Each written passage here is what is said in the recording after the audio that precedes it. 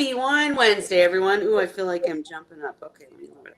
Happy Wine Wednesday, everybody. How are you doing? Hope you've had a fabulous couple of weeks because we missed last week.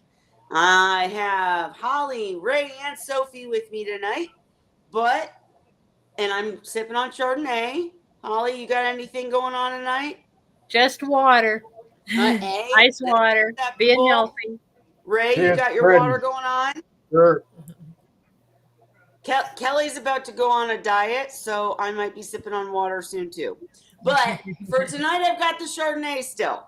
And Sophie is better not have Chardonnay. Sophie better have water or nothing. But guys, I do want to tell you, I told them before we started that last week, I apologize. I really, really do. I literally came home from work. I'm trying to fix this store. You guys, I've told you before, so it's been hectic. And I'm working long hours. And I came home and I was like, oh, I'm just going to rest for a minute before Wine Wednesday.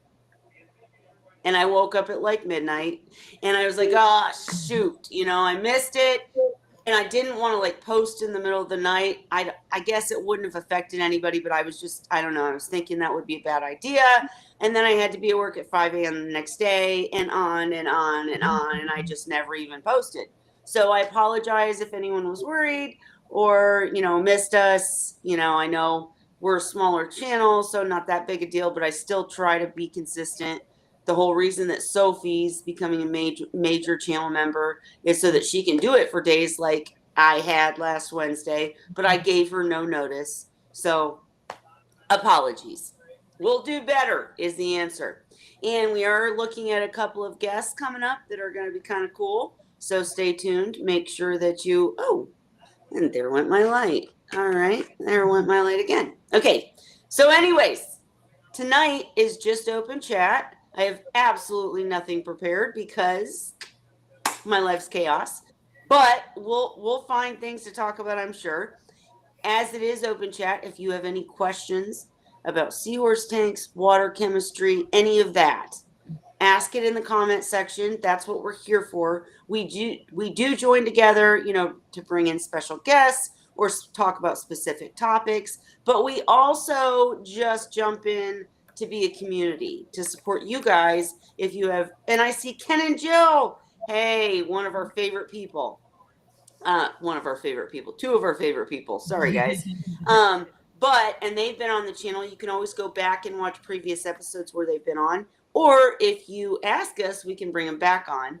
But anyways, I'm rambling. Point being, we're here as a community to answer your questions, help you with seahorse tanks, help you with anything that has to do with saltwater.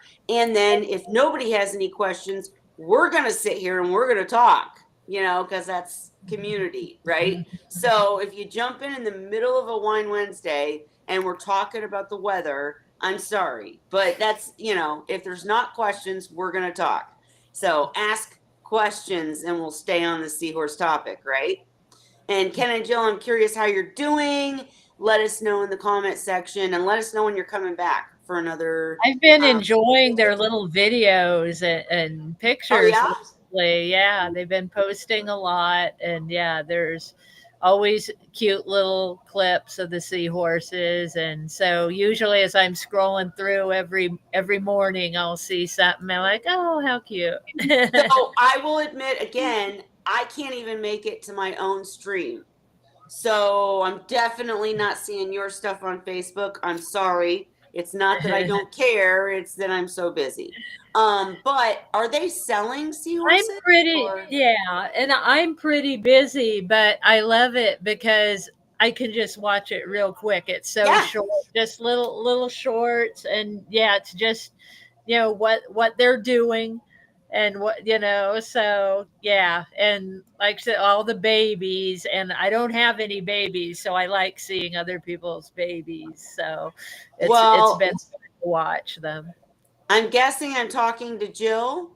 Jill, I'm looking for babies. Not that you'd sell your babies, but what I was going to say is I'm looking to diversify because once I get my life out of this chaos, like we've talked and laughed before that we think that my seahorses said, we aren't giving this lady babies. There's no way. she's too busy. She can't even make her own live stream, right? So the seahorses know they've given me no babies. But once I get my stuff in check, I am definitely, so the timing could be perfect. If your babies are reaching the age of selling, it could be the time that I'm ready to diversify. Because unfortunately, the guys I have now who are amazing are going to be getting older. And, by the time I'm ready, they won't be ready anymore. Right. So I'm going to probably have to diversify. So definitely I'm in the market. Keep in touch. And all right. With that being said, what else is going on? Oh, you have some available till the end of June. Oh, at the end of June. At the end of June. Nice. I might I'm have curious, Kelly, how old are your oldest seahorses now? Yeah, how old are your oldest? Hey, Jill. No, yours, Kelly. How old are your oldest? Okay, hang on. So, Jill, I would say if you want to jump in the stream today, even feel free, but I'd love to have you on in a different week when we can advertise it. So, answer questions from the comments or jump in if you want, and then we'll definitely get you on to talk about selling your seahorses at a later date. Okay, Holly, to answer your question, I don't even know what day it is. Are you kidding me? I have no idea. So, well, I know the one I sent you is turning 5 this October, I think. So I got Aphrodite before I got the Vincent seahorses. And I got the Ocean Rider seahorses after that, I feel like. No. I think I got yours. But did you have any left from before her? Like any? Or is she the oldest one now? She's the oldest, yes. He's the senior citizen of your group. I feel like that's true. I can't remember when I got Ocean Rider. Either Ocean Rider was right before Aphrodite or right after. It was after, I think. I'm pretty sure after. So she's the oldest. Aphrodite is my senior citizen, but she's only 5. Okay. Yeah. Sadie's turning 5 in July. Dandy's now on his way to 7, believe it or not. Yes. Geezer. He's an old geezer. He is. He acts like one too. He threw the biggest tantrum. I had to work last Wednesday, and that's usually their cleaning day. So I did their cleaning 2 days early on a Monday. And Dandy kept throwing these tantrums. He kept going to the area where I was trying to clean and throwing himself on the ground and right like they used to do, when they were young. Oh my gosh. And I think it was because he was trying to tell me I was cleaning on the wrong day or something. Okay, I had to keep picking him up and moving him. Yep. Sorry. I was trying to type to Jill. Get with me on the side, get me some pictures so that I can advertise and bring you some business. And definitely I get first pick though, right? Right. Okay. Anyways, but no, Dandy's a geezer. He was throwing fits. Yeah. And then finally, the last time I picked him up to move him, he was so wore out, he didn't even hitch on to me. He just laid there all limp and let me carry him to the other side. And I let go of him. And usually he'll swim to something to hold on to, right? Well, I let go of him and he just dropped to the ground and laid there. You know what the comparison is? Everybody picture Ray throwing a 2-year-old tantrum. That's Dandy. Yeah. If Ray, which Ray would not, but if Ray threw a 2-year-old tantrum, that's Dandy. Maybe Ray's if we started cleaning his house on the wrong day, though, maybe you would. Right. Oh, I don't clean my house. There you go. Dandy would probably like that too. Time out. Sophie's doing something with the seahorses. What are we doing, Sophie? They're getting their dinner. Aww. Look how active they are. Oh, geez. And look at that one trying to keep the other one from eating. Yep. Oh, it's just because I forget to feed them, and then so I need to She's just like, do it nope, now. that one's mine. I love when they try to steal it, like literally try to peck the baster. Yeah, mine. I have one girl that always does it. To this day, she still gives the baster a peck when it comes in. So, Sophie, while we're watching this, let's talk about this. Let's talk about feeding real quick. So, you choose to target feed. I've been doing half Okay. lately, honestly, just because like I haven't had that much time. So then I do. It's just quicker to broadcast. Yep. It's cleaner to do it Sometimes this I do this. Generally, my mom feeds like this. And yeah. Oh, you're lucky to have a mom that'll take the time to do that. That's awesome. I remember, which in my case, you're talking about I had 10 tanks. So trying to do this for 10 tanks takes a long time. Yeah. But I only did it for my Borbori because they wouldn't eat otherwise. They were very picky.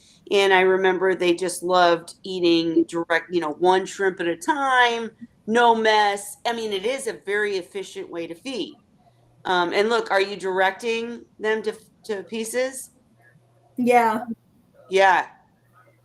Very efficient because then they know where to go. We always say seahorses aren't stupid, but they're not brilliant either. Right. Yeah. So, you show them, hey, there's food down here. They'll go They get it. know a few things. Yeah, Sadie has always followed my finger. Like I can point to her and show her where to go, and she'll Yep. go. So, Sophie, when you're target feeding, do you end up with anything left over on the ground that you have to take out? No, I don't. I mean, there are a few like shrimp here and there that do get away, but like I can't really find those like individual ones anymore. Gotcha. So Do you have cleanup crew in the tank? I do. Okay, One of what do my you have? cleanup crews right here, and there's Okay. I have. Yeah, I see somebody coming right now. They're hurrying over. It's like, oh, Seahorse missed one. Yay. I have 3 hermit crabs, I think now. One died. And I have a conch. And I used to have a starfish, but then the starfish died. Ah, bummer. Yeah. I just They're want to point hard. out to everybody watching, though, look at her seahorse in comparison to the crab. I mean, these guys look kind of small on the screen, but they're big. They're getting big. Yeah. They get a lot bigger, but they're getting big. They're healthy and they're getting big. So you like to target feed these guys when you can because you don't lose shrimp to the chaos or where you can't find it. And it's a personal thing. Like it's more kind of fun. like go ahead, Ray. It's more fun. Yeah, Yeah. it's more fun. And you're You're interacting directly with them. involving yourself with the seahorse. Yes. I also get to see that like they are eating properly because like Sure. while you can watch broadcast feeding. The reason I generally do broadcast feeding is because I don't have a lot of time, so I can't really watch them. Yeah. But this way I can, and I just make sure that they're eating properly. So anybody new that's watching, I do have a video out there that's called The 3 Ways of Feeding Seahorses. It talks about target feeding, which is what Sophie's doing, where you're literally showing them, here's the food, get it. With a turkey baster or a squirter or whatever you've got.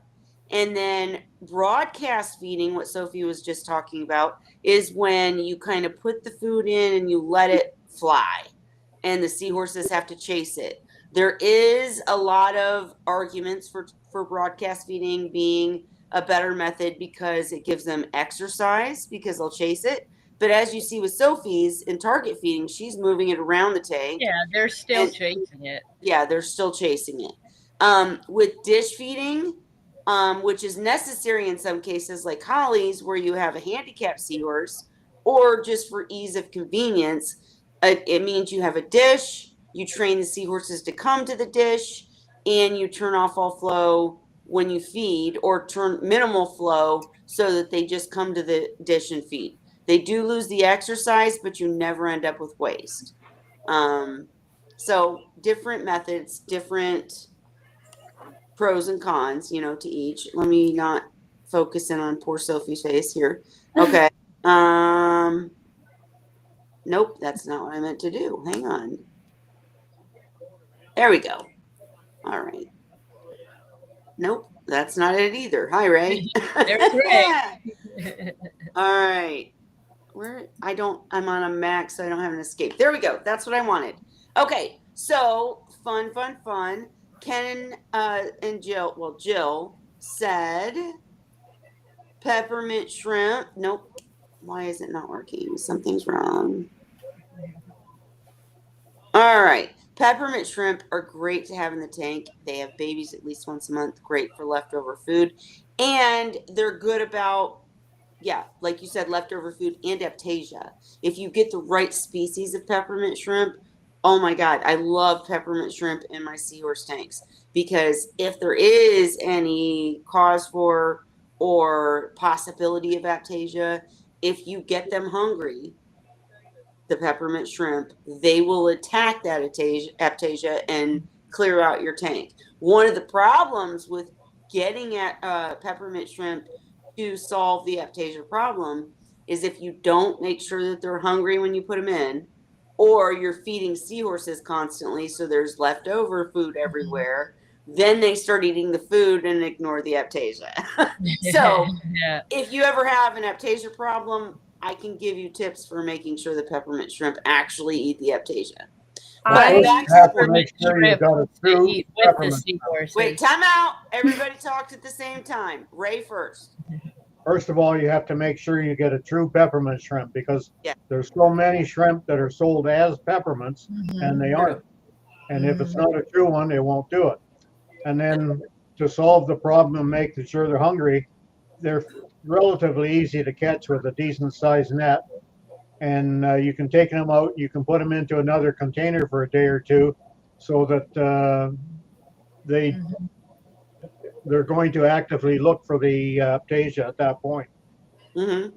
And the other thing is, don't try it with reed eye. Oh, because the reed eye will eat them? My reed eye attack the shrimp, they tear them to pieces and then eat the Yeah. pieces. So just know that if you buy peppermint shrimp with reed eye, you might lose the shrimp. But it's a good little live food, right? But yeah, I would agree. Hang on, Holly. I'm going to let you talk, I promise. But I would agree with Ray and just say that one of the things I did is I had a close relationship with the store that I bought peppermint shrimp from, because I'm picky. I don't want to bring in disease. I don't want to quarantine peppermint shrimp, so I bought from a specific place that I trusted, and I would ask them, don't feed the peppermint shrimp. Make sure they're in a tank where they're not getting any food for a day. Like they can scoop them up, put them in an isolated tank, and wait for you for a day. They're starving. It sounds terrible, I know, but they're going to get a feast as soon as they get to my tank. Yeah. So there you go. What were you going to say, Holly? Yeah. My peppermint shrimp learned how to get up to the magnetic feeding dish and would sit there and eat with the seahorses. Right. Well, and that's fun and cool.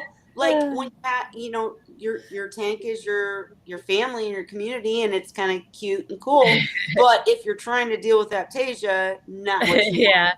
Thankfully, I didn't have any of that. So thank God. Right. And I'm just saying there's different ways to get them to clear out the aptasia, and then they become a part of the family. And then, oh my gosh, when I first got peppermint shrimp, you couldn't find them because they were hiding. Mm-hmm. By the end of my big tank, oh my gosh, they were like seeing me and coming up like the seahorses. Peppermint shrimp were up there going, "Where's the food, man?" They are real shy at first. Yeah, when I got mine, they were really shy, and then they started coming out. You'd see them get leftovers, and then by the time I'd had them for years, they were coming straight to the dish and sitting right there with the seahorses eating. Well, and an interesting thing, like Jill just said, the peppermint shrimp, one of the cool things too is they will give you a natural live feed. It's sad in one way or whatnot, but it's natural also in the other. Those peppermint shrimp, if you have a healthy tank, they will breed. I remember like clockwork every month I had all of a sudden there'd be this swarm of what looked like little teeny tiny baby snowflake mosquito thingies, spidery things, and they were baby peppermint shrimp. And absolutely the seahorses will eat them.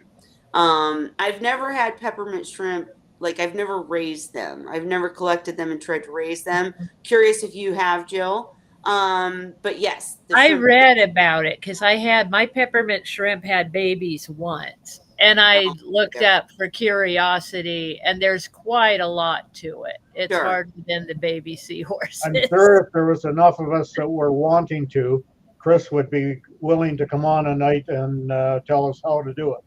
Sure, absolutely. So that could be a thing. We could get Chris in here to talk to us about it because he's definitely done it.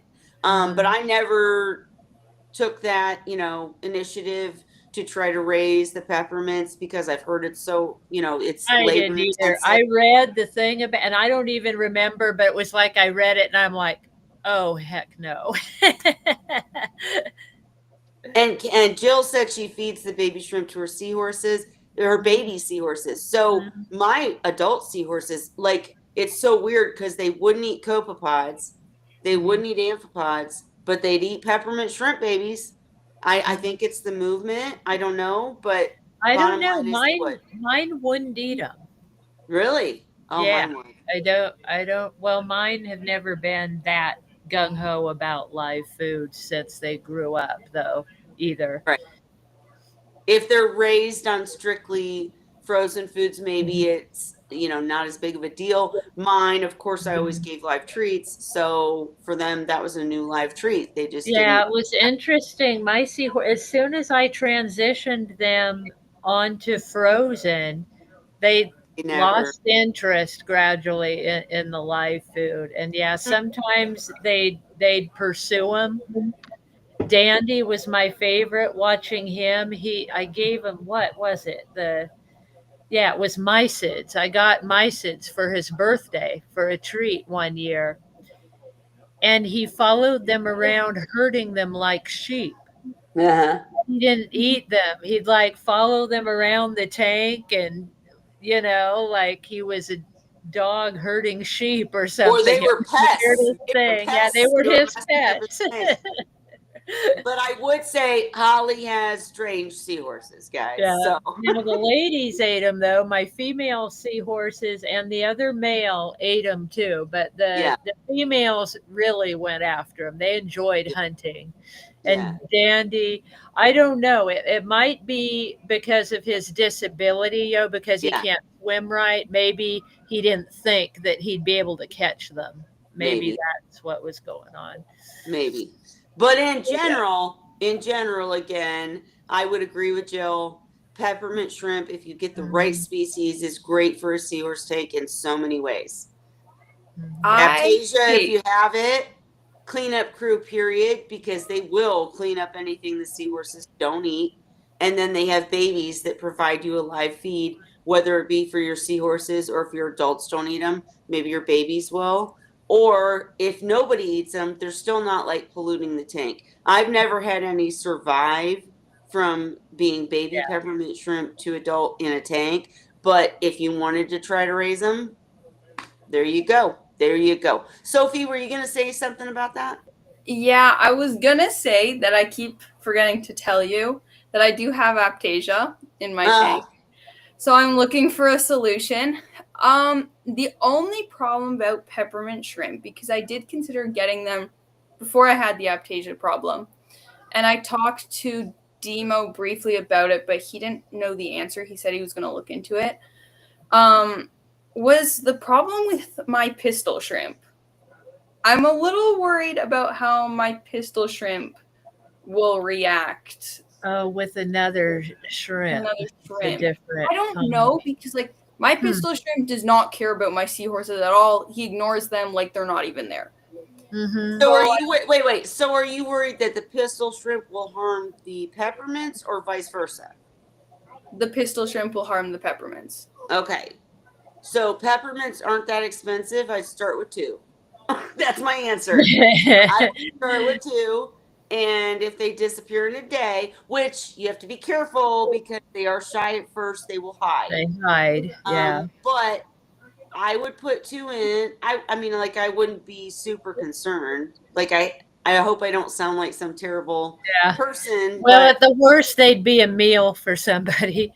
right. Natural selection kind of thing. Expensive meal, granted, but usually, like, again, I would give you the advice if you're going to try peppermint shrimp for the Aptasia, talk to the store that you're going to buy them from. I'd probably buy them from Demo. So perfect, because we know Demo will help you. Say, I need them hungry. I need them really hungry. Please don't feed them, for the entire day before. Jill said she's kept both together and they went together fine. Oh, there we go. Right. Oh, Yeah. thank you. Right. Again, guys, though, always, that's why it's so hard to finish a website and articles on the seahorse topic and even the shrimp topic, is because if you try to give a flat answer like it's fine to keep pistols and peppermint together, Sophie's will eat the other. I mean, it's just granted, because every fish, every shrimp, every seahorse is an individual. And so Ray's reed eye will tear peppermints up. I've kept reed eye that look at peppermints are like, ew, what is that in my tank, right? So it does depend on how they were raised, captive bred, so many, just their personalities, how well they're fed, whatever. There's just all this criteria. But what we do is, on this channel, we give you the best for the day, meaning based on experience, knowledge, and research, we give you the answers that are most likely correct. Is that the best way? I don't know how else to put it. Like, from our experiences, this is true. And from many other experiences, this is true. But if your pistol shrimp eats your peppermint, I apologize. That's the end of it. Because, again, he doesn't care at all about the seahorses. Right. So I'm hoping that just like another life form. He also doesn't care about like my conch or my hermit crabs. Now they're not the same, I know. Right. But I'm hoping that since he doesn't care about the other life forms in the aquarium, he wouldn't care about those either. So I would absolutely try it, especially because the consequences of having Aptasia in a seahorse tank are not dire. It's not going to kill them, especially, I mean, it would kill babies, but it's not going to kill adults, but it hurts them. It's awful. I have a video of a female trying to snick a piece of food that an Aptasia was trying to eat, and it stings her. And this seahorse, I mean, you say seahorses can't jump. This seahorse jumped in water. I've seen that. Back. And like just and she started doing the coughing, and she was freaking out, having a panic attack because she got stung by this Aptasia. It's not good, and it can lead to secondary bacterial infection. You don't want Aptasia in your seahorse tank. Okay. So if you have Aptasia, I would absolutely suggest trying the peppermint shrimp. If it doesn't work, we'll come up with another solution, because you got to get rid of the Aptasia. But hopefully you'll just be fine, and the peppermint shrimp will leave it alone. Worst case scenario, pistol eats pep, and then we gotta still find another solution. And you gave it an expensive snack. There is a good thing about Aptasia. What? There is a good thing about Aptasia. What's that?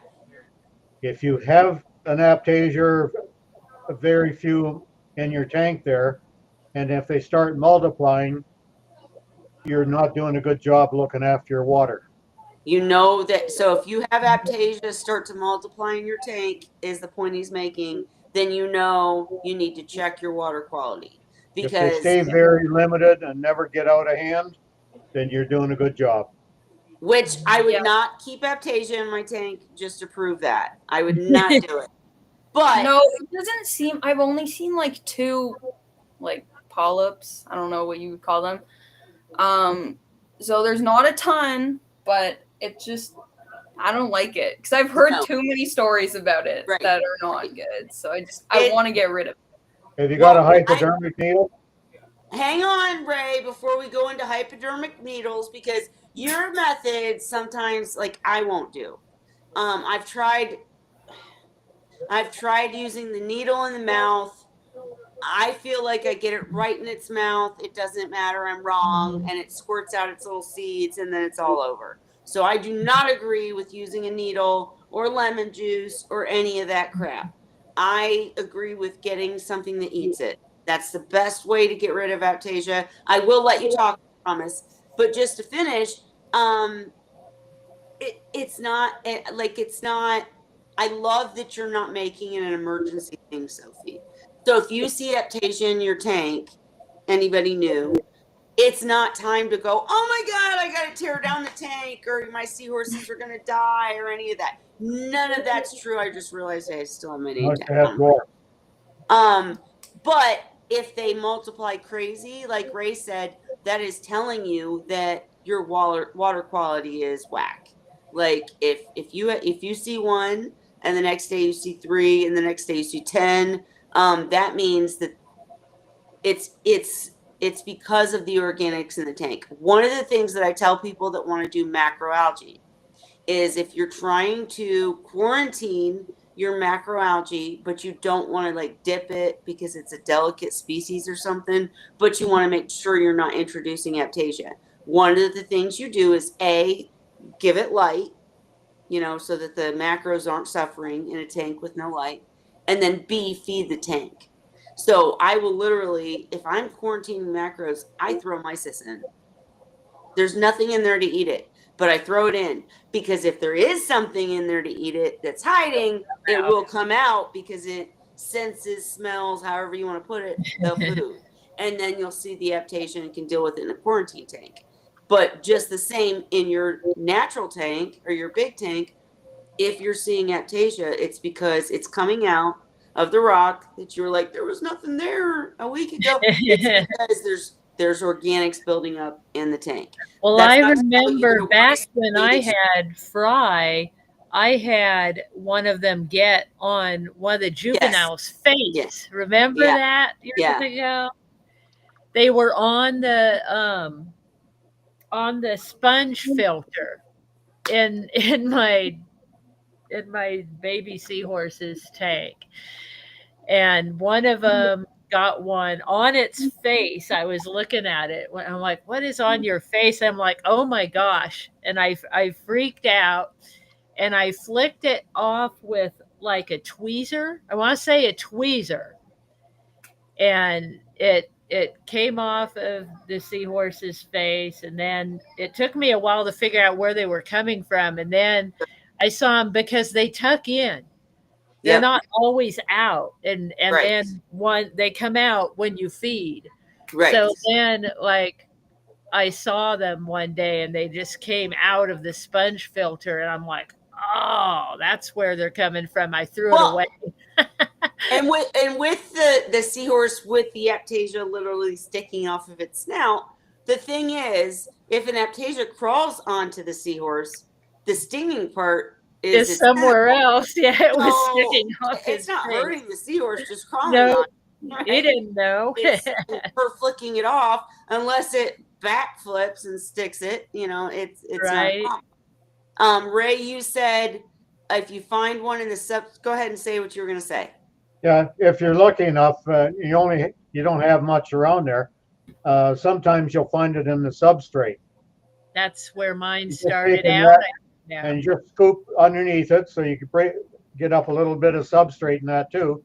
And you put it in a jar or a dish of water, and fresh water will kill it. And then afterwards you can dump the water off and flush it because there'll be some spores given off as it dies. So you flush it, and then you put the substrate back again. Now, if it's on a rock, though, that's a little bit more involved. I've never tried that super glue method that Jill's talking about, but I suspect it would have to be the gel. For me, I never ever had aptasia in a seahorse tank.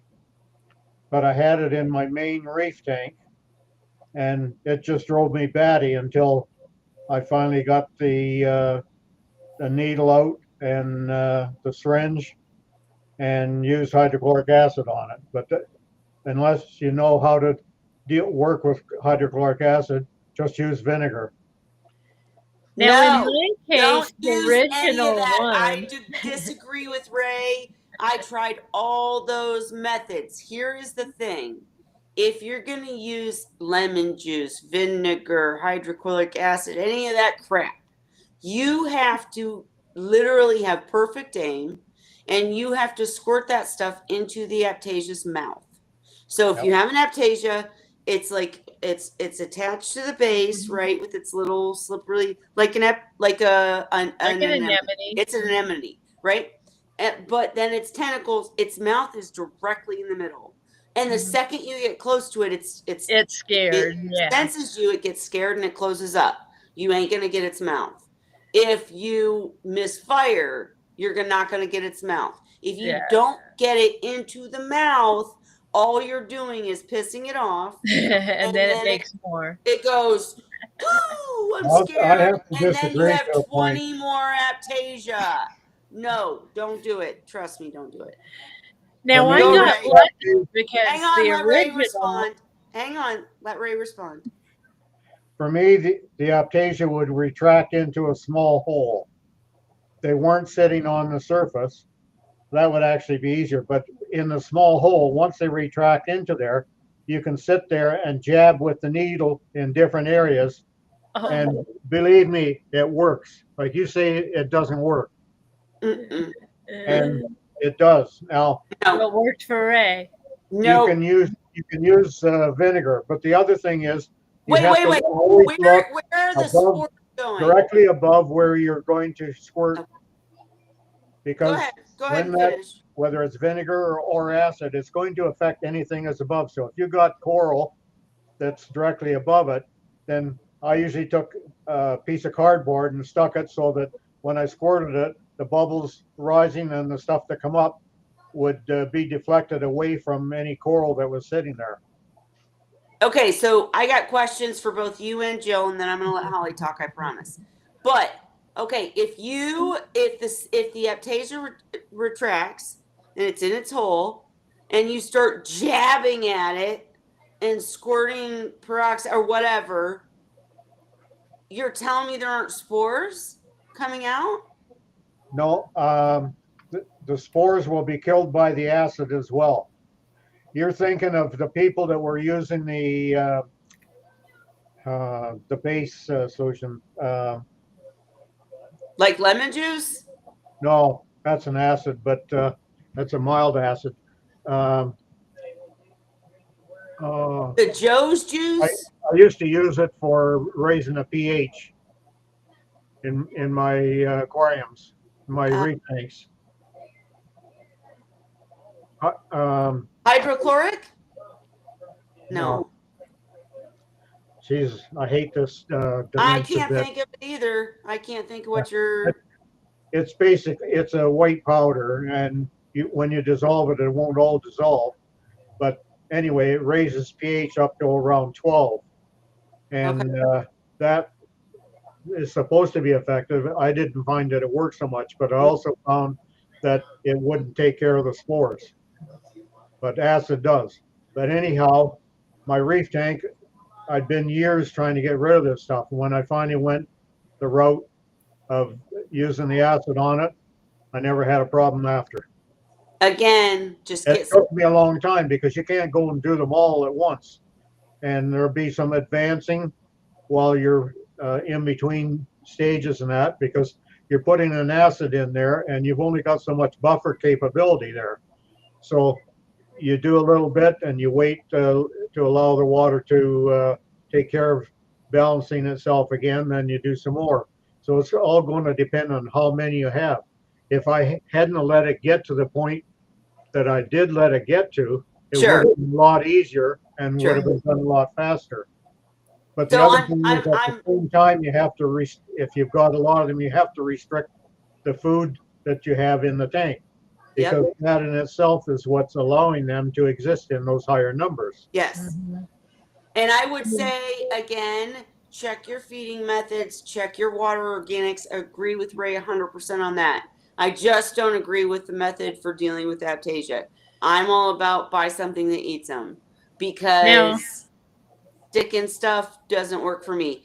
And Holly, I know you want to talk desperately. Real quick, I want to say Jill said they're not in a Seahorse tank. You take the rock out of the tank and then use the super glue gel. With the super glue gel, though, again, I feel like how many people have said this rock has been completely cured and, you know, dried out in the sun. There's no way there's anything on it. And then you've got aptasia in it. They can hibernate in their little mucus, whatever, deep within the rock. So super glue, I feel like if it wore down at some point, they'd be free. I don't know. Super glue didn't work for me. I'd glue the spot, they'd pop up somewhere else. Like they're in the rock, they can move, right? So if you have a porous rock and you super glue this hole where the aptasia is, then they'd pop up in another hole. For me, if it works for you, let it work. Go ahead, Holly. I'm gonna shut up. So I think I got lucky with mine, because after I found it on the sponge filter, I'm like, well, it had to come from somewhere. So I looked all over in the big tank, and I finally figured out they were coming up from the sand underneath the feeding station.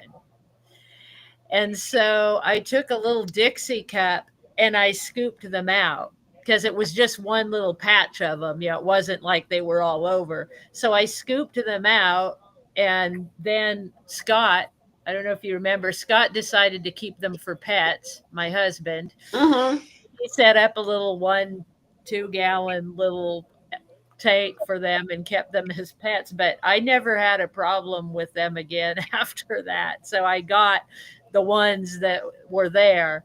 But that was when, not long after that, I went to artificial. Yep.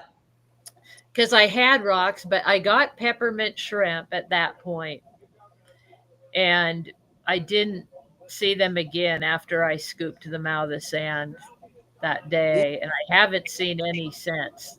So, but for you, you don't know if it was the peppermint shrimp or removing the sand or whatever. And that's because I got them out first. You know, I scooped them out myself, the ones I saw, and then I got some peppermint shrimp as a precaution. I got a couple of them, and it was not long after that I went all artificial. Well, but I mean, they could have been in the sump, you know, they could have reproduced and gotten in my sump and kept, you know, reproducing. But I thankfully, I haven't had a problem. So I will tell you guys, it does depend. So the number of peppermint shrimp you want to get depends on the size of the tank. Make sure they're actual peppermint shrimp, like Ray pointed out. And as I said, work with your store to make sure they're like really hungry when they're put in your tank. And if you have a reef tank, you can even, it could be worse or better depending on if you're using phyto and all that stuff. But anyways, my point is, and once I added peppermint shrimp to my Seahorse tanks, I never saw aptasia again, ever. Even when the peppermint shrimp got friendly with me, friendly with the seahorses, and were obviously eating seahorse food, I still never saw aptasia again, ever. And did anybody else have anything to say about that? Anything else? I was just typing out here. I was wondering, and I don't know, but I was wondering, instead of 1 or 2 peppermints, if you put a bunch in there, then that's going to mean that it's going to be harder to keep them well fed. If you don't feed the tank, they're going to be hungrier. They'll search out the aptasia at a greater rate than they would if it was just a couple of them. Totally agree. And I would say that because I just made the statement once I added peppermint shrimp to my seahorse tanks, I never saw Aptasia again. Number one, I made sure they were hungry, but number two, I added a bunch. I think in my 65, I had like the first time. Once I noticed them, if I ever noticed them deplete, I'd order more. But I think the first time I added like 10. It wasn't 2, it was 10 in a 65 gallon. And I thought Ray was going to go into the thought process that it's wrong because maybe you're adding something that won't have food. Peppermint shrimp will always have food. They're scavengers. They're not only going to eat any waste by the seahorses or leftovers by the seahorses, but they'll eat Aptasia. And I don't think they eat like algae and stuff, but I'm just saying there's always something in there. They'll eat the little cocoa. They'll eat stuff off the glass, minuscule stuff you can't see. Peppermint shrimp aren't going to starve in your tank, period, was my point. And Jill asked, what do you think about bristleworms in a seahorse tank? Since we're talking about stuff this week. Get rid of them. But, Yeah. but the big thing, again, it's like Aptasia. They're only going to have their explosion if there's enough food in there for them. So if you've got an Aptasia or bristleworm and the population is expanding, then you need to worry about your water quality. So how is that the case, though? I don't know how bristleworms reproduce. I have no idea, guys. So I'm blind in asking. It is a fact that the greater the food supply, the greater the numbers of bristleworms. And okay, but a lot of reefers have just that have had the problem when they cut back on the food availability in the tank. Then the numbers went down. When the numbers got down to make them more manageable, then they used traps to try and get them out. Now, I don't know how effective the traps and that are because I haven't had the problem. But I would think that if you get your numbers down so that you can trap most of what is available there, then you can control the rest just by not allowing the food supply to get up where they can multiply. But you didn't answer my question. How do they multiply?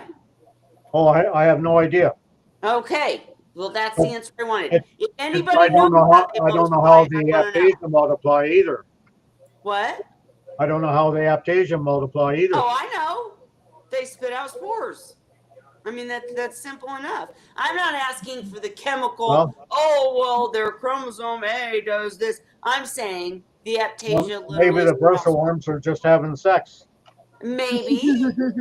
I want to know what bristleworm sex looks like. All right. No, let's back up. Let's back up and erase that statement. By the way, you had mentioned something that when we were talking about the glue for the Aptasia, you were saying, well, if the rock's porous, then they can possibly get through into another area and crawl out. And they're like little. They can get tiny space. I was thinking that if the other passageways, it may be porous, but not big enough for that particular Aptasia to get anywhere. So if it dies there and releases spores, then the spores will go through those smaller passageways. Yeah. That's just a thought I had. I don't know that. It's just. Mm-hmm. I like that thought because I don't like super glue. Sorry, Jill. But I'm all about get rid of it at its source. Rip it out. What is it? Game of Thrones. Root and stem. All right, guys. But anyways. All right, back to the point. There is no right answer. If it's working for you, let it work. But in my experience, getting rid of it completely is good. With bristleworms, I don't have an answer because I never had the problem. I just got really lucky. I don't think I've ever seen a bristleworm in any seahorse tank ever. Well, I had it before I went artificial. And your resolve was to go artificial, and then no more. I got tired of trapping them and cleaning them out when I cleaned the tank and finding them. And I want to know, we need to find a scientist or somebody who knows something about this to come in and talk about how they reproduce. Really. I was kidding earlier about sex, but I'm serious because, how do they reproduce? It's not just, oh, there's more organics in the water, so they appear. I'm sure we could Something Google is it. happening. Huh? I'm sure we could Google it. We could search it. Google away, Holly, while I'm talking. But if you Rambling. think about it, Kelly, it's just like animals. Just take deer, for instance. If the food supply goes up in a given area where deer are, the number of deer increase. It's not that maybe the same number of deer are being born each year, but there'll be fewer survivors if there's not enough food. And it could be the same with this, that they may be reproducing, but they don't all survive if there's not enough food source. I just want to know how they produce and how we can stop I found that. out. I can tell you how they reproduce 2 ways. 2 methods, both sexual and asexual methods. Okay. Most species reproduce by releasing eggs and sperm into the water where fertilization occurs, but some bristleworms also reproduce asexually through budding, where they break off segments of their body to produce new worms. So that's the 2 ways. That's what I figured was going to happen. Because you cut a bristleworm in half and you like earthworms, where you cut them in half and then you have 2. Yep, that's it. And I figured that was part of it.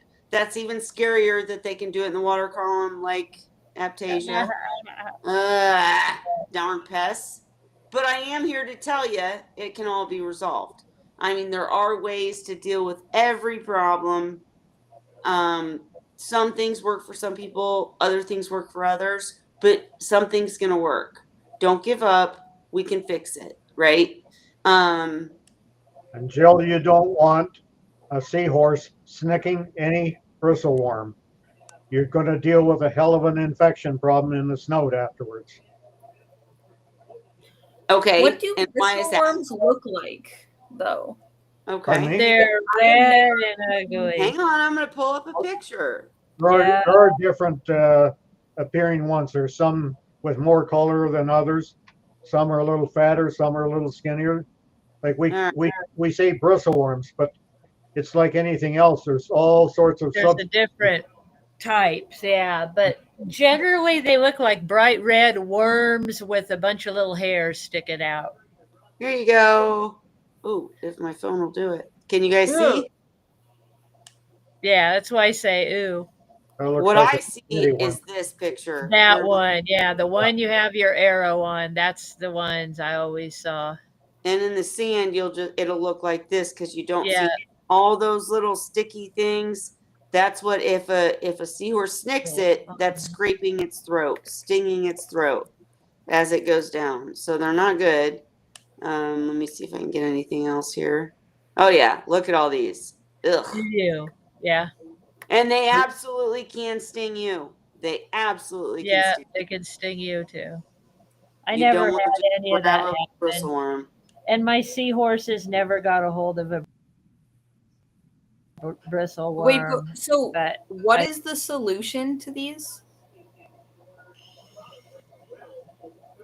Anybody but me? Get rid of sand. No, I had coarse substrate in my tank when I first started, and that was the source of a lot of my problems, honestly. But I'd crushed coral, and it's easy for like Aptasia and bristleworms and things to be in there because it traps food particles, and it's hard to vacuum out. It's hard to remove all the uneaten food from coarse substrate. So that was the beginning of those problems for me. But I used to trap the bristleworms. Like there's different ways to do it. I remember there was one way you put food in pantyhose. Yeah. And they crawl in, and there was there's actual traps you could buy, but it was all just a pain. So I just solved it I switched out the coarse substrate for sand, and I didn't have any problem with bristleworms after that because they all got removed in the substrate. But then I ended up going completely bare bottom anyway, and never had a problem with any of them anymore. So bristleworms can be in your rock. My main advice would be do your research before you set up the tank. Make sure that you're cycling your own rock. Don't buy live rock. I would never buy live rock myself. I know some people do, and it's fine. And if you trust your source, that's fine. Do you, right? But me, if I started up a tank tomorrow, there's no way I would buy live rock. I would either use rock that I have completely bleached out, completely made sure nothing was in it, and then recycled myself. Because so the argument for live rock is all the stuff that comes with it that's good. And there is stuff that comes with it that's good, right? You're never going to see really cool little, what are those things that came up in my friend's tank? Feather dusters. You're never going to see really cool feather dusters in my tank. I still have those. Well, lucky you. But my point is, if you really clear your rock of everything in it and you recycle it, then the only thing that rock's going to have is what you add to the tank. So I can add macros, I can add different microfauna, I can add things to create things that I want to be on the rock, but it's all my doing. I'm playing God, so to speak. But I'm clearing it before I add it to the tank. And I advise that because even though you lose out on the feather dusters and the cool stuff, you never have the pests. I won't say never, but you shouldn't have the pests if you clear the rock and the sand and whatever else you're adding to the tank. Because every time you add something that you haven't cleared, you're taking that risk. And getting rid of these things is much harder than starting off with a clean slate, knowing you're not going to get them, right? So to answer the question, Sophie, I can't answer your question because I've never had the problem. Because I've always, after my first tank, I always used rock that I made sure was completely dried out, usually treated, and then completely cleared of everything and cycled it myself and added microfauna myself, added macros myself to get that rock back to life in the conditions that I wanted it to be to life in, right? So there was no pest there. It does take time. Some people don't have that time. I would say Holly's right as far as if you're already in the situation. Me saying be preventative means nothing if you've already got bristlehorns, right? I get that. Yeah. But there Yeah, are until I found out. Right. Yeah, you I don't didn't know. Right. Absolutely, no judgment. But I'm just saying I don't have the problem, so I can't answer. But I know a lot of people that have used traps, and I know a lot of people, like maybe Jill will have a different opinion. A lot of people just say there's one or two. I see them now and then, peek their little heads out, but they don't sting the seahorses. And I keep my water quality under control so they don't multiply. So I'm not worried about it. I mean, there's nothing wrong with that either. Does Sophie have an exam? I have a piano exam, so I'll have to leave a little earlier because it is in the morning, but I'm fine for now. All right. We don't want to do that.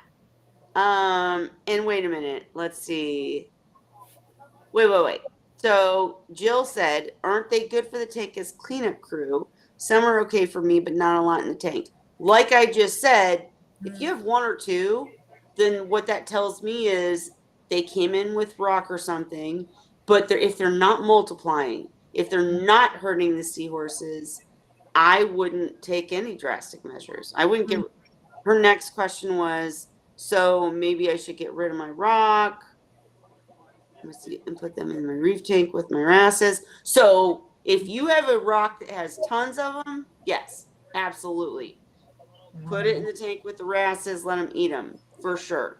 But again, if anybody new out there, you see a bristleworm, one, and you're observant and you're paying attention and you don't see any more, it's not time to freak out.